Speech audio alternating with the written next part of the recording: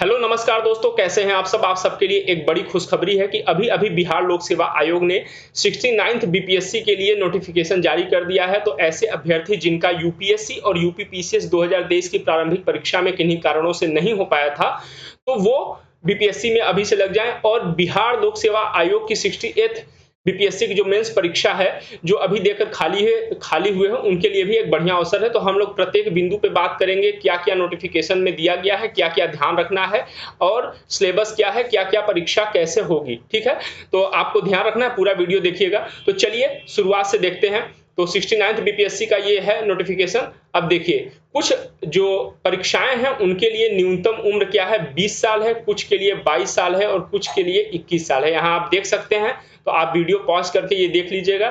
ठीक है, 21 साल है कुछ के लिए। तो 20, 21 और 22 तीन जो एज ग्रुप के लोग हैं, अगर वो अनिवार्य योग्यता रखते हैं तो ये भर सकते हैं। चलिए अब दूसरा चीज देख लेते हैं कि जो प्रारंभिक परीक्षा के पूर्व जो अधियाची विभाग से प्राप्त होने वाली अधियाचना को शामिल किया गया है, लेकिन संशोधन होने पे इनमें क्या होगी, पदों की संख्या बढ़ या घट सकती है। क्या हो सकती है, बढ़ या घट सकती है। जो विज्ञापन है उनके आधार पे किए गए आवेदनों की संख्या के आधार पर एक से अधिक पालियों में परीक्षा आयोजित हो सकती है। तो एक से अधिक पाली में भी परीक्षा हो सकती है। ठीक है, अब देख लेते हैं। इसमें देखिए, परीक्षा तो एक तो होगी, सबके लिए होगी, लेकिन कुछ स्पेसिफिक सीट भी होंगे, कुछ स्पेसिफिक पोस्ट भी होंगे। उनके लिए क्या क्या है, तो जो सबके लिए होगी, जो कॉमन परीक्षा होगी 69th बीपीएससी, तो उसके लिए आपको किसी भी मान्यता प्राप्त विश्वविद्यालय से ग्रेजुएशन या उसके पैरेलल डिग्री होनी चाहिए। लेकिन इसी 69th बीपीएससी के थ्रू ही जो बाल विकास परियोजना पदाधिकारी, वित्तीय प्रशासनिक पदाधिकारी एवं समकक्ष और पुलिस उपाधीक्षक तकनीकी के लिए जो होंगी, उनके लिए भी आपको स्नातक की डिग्री चाहिए। एवं वैकल्पिक विषय के रूप में गृह विज्ञान, मनोविज्ञान, समाज शास्त्र एवं श्रम एवं समाज कल्याण में से किसी एक का चयन मुख्य परीक्षा के लिए करना होगा। किसके लिए, बाल विकास परियोजना पदाधिकारी के लिए। अगर हम वित्तीय प्रशासनिक पदाधिकारी एवं समकक्ष पदाधिकारी की बात करें, तो मान्यता प्राप्त विश्वविद्यालय या किसी संस्थान से वाणिज्य, अर्थशास्त्र, गणित या सांख्यिकी में से किसी एक विषय का जो होना चाहिए वो स्नातक स्तर पर डिग्री होनी चाहिए। अगर हम तकनीकी पुलिस उपाधीक्षक डीएसपी तकनीकी की बात करें, तो इलेक्ट्रॉनिक एवं संचार इंजीनियरिंग, ठीक है, इलेक्ट्रॉनिक्स एवं जो है कि आपका टेलीकम्युनिकेशन में, सूचना प्रौद्योगिकी में, इलेक्ट्रिकल और इलेक्ट्रॉनिक्स इंजीनियरिंग में, या इंस्ट्रूमेंट इंजीनियरिंग एवं संचार जो है इंस्ट्रूमेंट इंजीनियरिंग एवं संचार में, या इलेक्ट्रिकल इंजीनियरिंग जिसमें कि इलेक्ट्रॉनिक्स संचार की विशेषज्ञता होती है। इनमें से किसी एक विषय में आप ग्रेजुएशन की डिग्री आपके पास हो और 50% अंक के साथ आप पास हुए हों। अगर आप एससी एसटी के मेंबर हैं तो आपके लिए यह 50% की सीमा घटकर 45% हो जाएगी। ठीक है, तो ये हो गया तीन। देखिए, एक जनरल पोस्ट हो गया, 3 स्पेशल पोस्ट हो गया। अब हम देखते हैं कि आगे क्या है। तो विशेष शैक्षिक योग्यता वाले जो पद हैं और विशेष वैकल्पिक विषय वाले जो पद हैं, जब आप ऑनलाइन आवेदन करते समय ही आपको पद का चयन करना अनिवार्य होगा, अन्यथा उक्त पद के लिए आपकी दावेदारी मान्य नहीं होगी। तो जब आप फॉर्म भरेंगे ना, तभी आपको ये देखना होगा कि हमारे पास इनमें से कौन सी योग्यता है। कुछ ऐसे लोग होंगे जिनके पास ये तीनों होगी, क्योंकि ग्रेजुएशन में हो सकता है उनका सोशियोलॉजी भी हो और मैथ भी हो, या सोशियोलॉजी भी हो, या आपका इकोनॉमी भी हो, ठीक है, इकोनॉमिक्स भी हो, तो वो ये तीनों भर सकते हैं। ठीक है, ये ध्यान देना है अपने को। अब जो आगे है कि आरक्षण की बात करें, तो आरक्षण का जो लाभ मिलेगा वो राज्य सरकार का, बिहार राज्य सरकार का जो प्रचलित आरक्षण नियम है उसी के आधार पे दिया जाएगा, और राज्य सरकार के जो सक्षम स्तर से निर्गत प्रमाण पत्र के आधार पे दिया जाएगा। राज्य के बाहर के अभ्यर्थियों को मात्र महिला और दिव्यांगता संबंधी आरक्षण ही दिया जाएगा। तो अगर आप नॉन बिहार के हैं, आपका डोमिसाइल बिहार नहीं है, और तब आपको नहीं दिया जाएगा। लेकिन अगर आप नॉन बिहार, आपका डोमिसाइल नहीं है, लेकिन अगर आप महिला हैं और दिव्यांग हैं, तब आपको सामान्य कोटि के अंतर्गत आपको आरक्षण का लाभ मिलेगा। बाकी कोई भी आरक्षण का लाभ आपको नहीं मिलेगा। ठीक है, ऑनलाइन आवेदन करते समय आप अगर आरक्षण का दावा नहीं करते हैं, तब आपके आरक्षण के लाभ पे कोई विचार नहीं किया जाएगा। जाति के आधार पे अगर आपको आरक्षण चाहिए, तो केवल उन्हीं उम्मीदवारों को मिलेगा जिनका स्थायी निवास बिहार राज्य में है, अर्थात जो बिहार के मूल निवासी हैं। तो अगर आपको देखिए, अगर आप बिहार के मूल निवासी नहीं हैं लेकिन आप महिला हैं और आप दिव्यांग हैं तो आपको सामान्य कोटि के अंतर्गत बिहार इस सर्विस में आपको आरक्षण मिलेगा। लेकिन अगर आप जाति के आधार पर आरक्षण चाहिए तो आपको बिहार का मूल निवासी होना अनिवार्य है। बिहार राज्य से बाहर के निवासियों को आरक्षण का लाभ नहीं मिलेगा। और ये भी जब आपको आरक्षण चाहिए तो मूल बिहार के जो हैं उनको स्थायी आवासीय प्रमाण पत्र प्रस्तुत करना होगा जो कि सक्षम अधिकारी के द्वारा होना चाहिए। अब जो अगला जो विशेष पॉइंट है कि आरक्षित कोटि के उम्मीदवार अपनी जाति के अनुरूप पूर्ण रूप से संतुष्ट होने के बाद ही आरक्षित कोटि के अंतर्गत आवेदन करें। आरक्षण कोटि के अनुरूप सक्षम प्राधिकार से निर्गत प्रमाण पत्र उपलब्ध होना आपके पास अनिवार्य है, अन्यथा किसी भी प्रकार का त्रुटि होने पर आरक्षण का दावा मान्य नहीं होगा। ये ध्यान रखना है अपने आप को, ठीक है अपने को। अब देख लेते हैं आगे उम्र सीमा क्या है। जैसा कि मैंने पहले ही बताया कि सेवावार 20, 21 और 22 वर्ष उम्र है, सेवावार है। लेकिन जो अधिकतम उम्र है वो अनारक्षित पुरुष वर्ग के लिए 37 वर्ष है, अनारक्षित महिला वर्ग, पिछड़ा वर्ग और अत्यंत पिछड़ा वर्ग के पुरुष और महिलाओं के लिए 40 वर्ष है। अनुसूचित जाति एवं अनुसूचित जनजाति के पुरुष और महिला दोनों के लिए 42 वर्ष है, ठीक है। तो जो आप सभी सर्विस में जो उम्र है सेवावार वो 20, 21 और 22 वर्ष है। अगर आप जनरल श्रेणी के हैं, अनारक्षित श्रेणी के अगर आप पुरुष हैं तो आपको 37 वर्ष अधिकतम दिया जाएगा। अगर आप अनारक्षित श्रेणी की महिला हैं या पिछड़ा वर्ग या अत्यंत पिछड़ा वर्ग के पुरुष और महिला में दोनों में से कोई है तो आपको 40 वर्ष मैक्सिमम एज लिमिट है। अगर आप SC ST के हैं और उसमें पुरुष हो या महिला हो दोनों को 42 वर्ष दिया जाएगा, ठीक। चलिए, अब जो आयोग द्वारा मैट्रिकुलेशन या समतुल्य प्रमाण पत्र में जो उम्मीदवार की अंकित जन्म तिथि है वही मूल जन्म तिथि के रूप में मानी जाएगी, ये ध्यान देना है। अगर कुछ शारीरिक दक्षता जैसे बिहार पुलिस सेवा जिला समादेष्टा जिला अग्निशमन पदाधिकारी के लिए पुरुष उम्मीदवारों की न्यूनतम ऊंचाई 5 फीट 5 इंच और न्यूनतम छाती की जो माप होती है बिना फुलाए 32 इंच होनी चाहिए कुछ सर्विसेज के लिए। परंतु अनुसूचित जाति अनुसूचित जनजाति के उम्मीदवारों के प्रसंग में उपर्युक्त शारीरिक माप के उम्मीदवार उपलब्ध नहीं होने पर उनकी ऊंचाई न्यूनतम 5 फीट 3 इंच और छाती की माप बिना फुलाए 31 इंच होनी चाहिए। महिलाओं की जो न्यूनतम ऊंचाई 5 फीट 2 इंच होनी चाहिए, ठीक है। चलिए आगे देख लेते हैं, शुल्क के लिए देख लेते हैं। तो अभ्यर्थियों को प्रत्येक परीक्षा जैसे 69वीं जो संयुक्त प्रारंभिक परीक्षा है CDPO का, FAO का और डिप्टी SP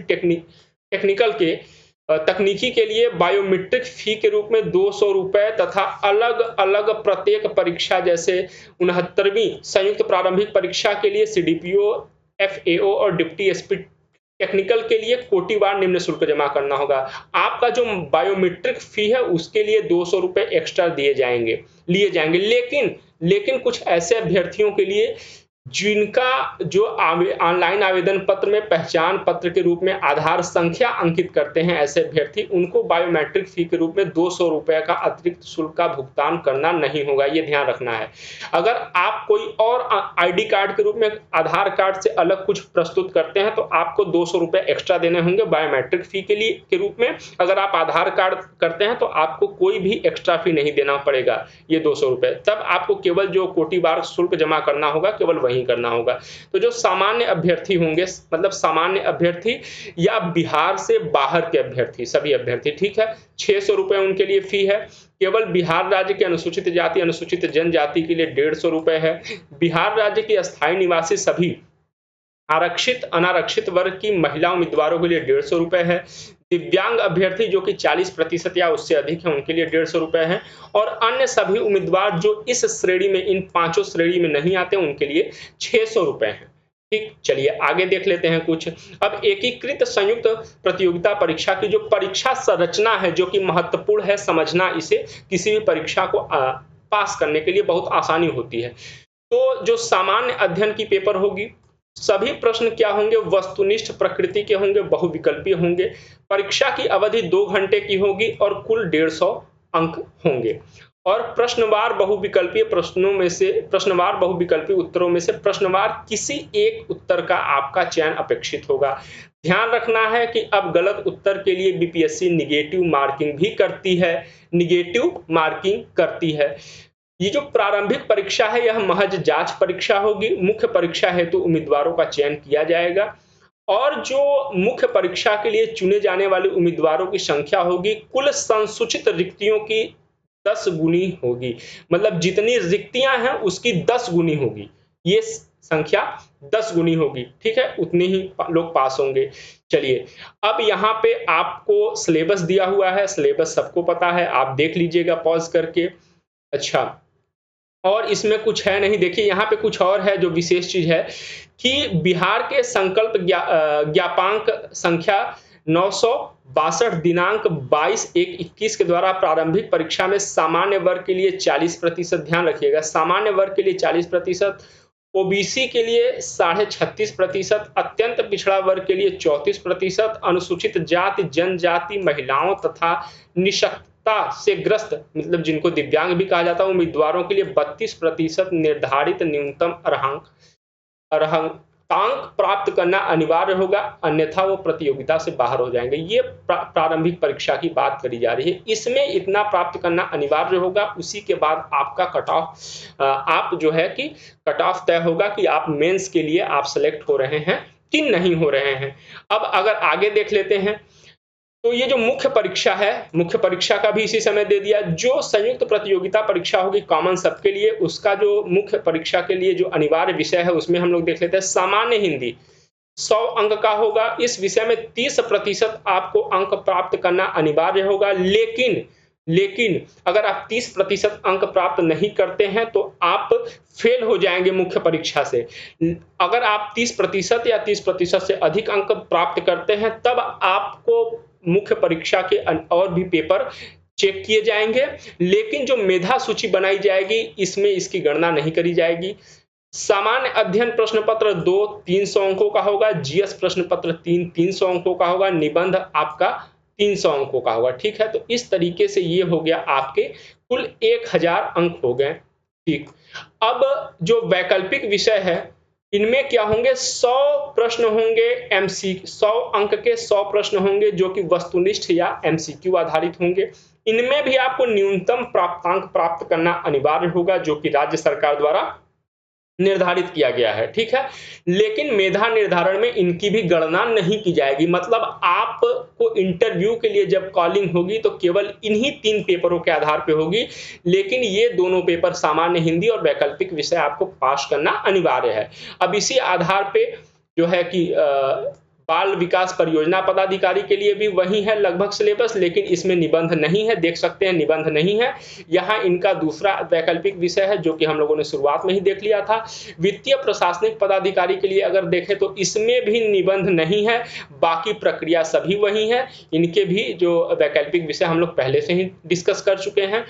पुलिस उपाधीक्षक तकनीकी के लिए निबंध है, इसमें ये ध्यान रखना है कि निबंध है और बाकी सारे चीज वही है, जैसे कि यहाँ पे 69th संयुक्त प्रारंभिक परीक्षा कॉमन के लिए जो था। ठीक है, सब वही है, सेम टू सेम, तो इसमें बहुत अधिक नहीं करना है। बाकी और चीज हम देख लेते हैं कि जो प्रश्न पत्र होंगे वो हिंदी और अंग्रेजी दोनों भाषा में होंगे।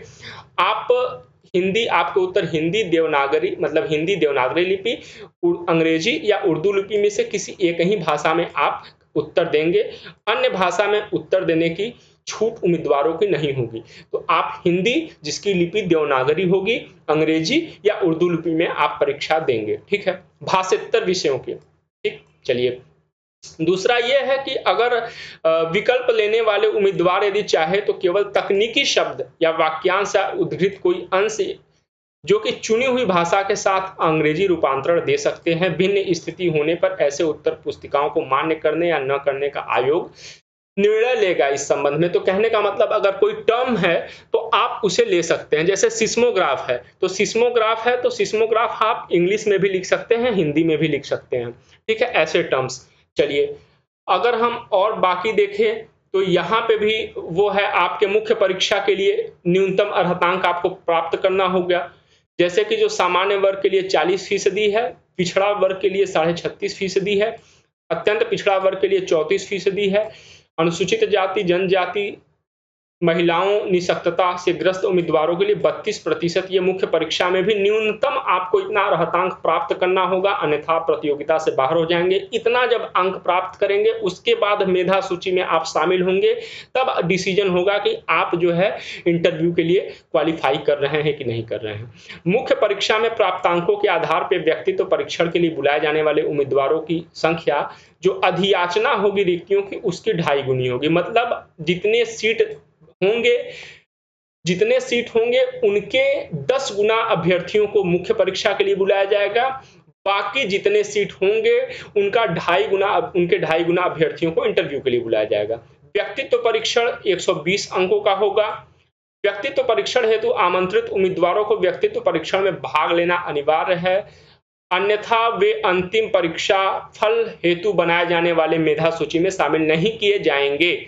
ठीक है, बाकी और चीज देख लेते हैं हम लोग। तो मेधा सूची कैसे बनेगा हम लोग हालांकि पहले भी डिस्कस कर चुके हैं। तो 69वीं संयुक्त मुख्य परीक्षा, 69th संयुक्त मुख्य परीक्षा के 900 अंक, जैसे जीएस प्रथम पत्र हो गया, जीएस द्वितीय प्रश्न पत्र हो गया, निबंध और साक्षात्कार के लिए 120 अंक द्वारा कुल 1020 अंकों के आधार पर मेधा सूची निर्धारित किया जाएगा और आरक्षण कोटिवार अंतिम परीक्षा फल का इसी आधार पर प्रकाशन किया जाएगा। बाकी भी बाल विकास परियोजना अधिकारी में भी इंटरव्यू वगैरह ऐड किया जाएगा। ठीक है, चलिए अगला जो है, अंतिम मेधा सूची में समान प्राप्तांक होने की स्थिति में जिस उम्मीदवार को मुख्य लिखित परीक्षा में अधिक अंक प्राप्त है, अगर प्राप्तांक समान है, स्थिति में जिसे अधिक अंक प्राप्त है उसे मेधा क्रम में ऊपर रखा जाएगा। ठीक है, मुख्य लिखित परीक्षा के प्राप्तांक समान होने की स्थिति में